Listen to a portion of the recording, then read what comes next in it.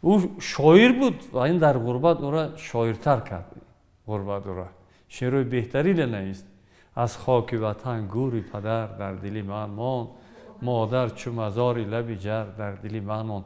بعد شعرهای می نویسد که در مثال من همین شعری باغ بارشته باران خزان میگیرد، دلم از درد فراقت به فغان میگیرد.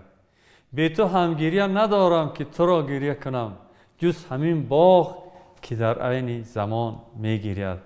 فصل گل بود و تو بودی و جهان میخندید، فصل گل رفت و تو رفتی و جهان میگیرد.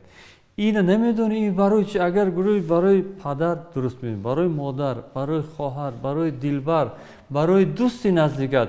گویند که شعر مایه درد و غم است، شاعر نشود کسی که او به علم است. هر قطره واژه‌ای که در دفتر ماست، هر قطره واژه‌ای که در دفتر ماست، چون خون چکیده از دماغ قلم است.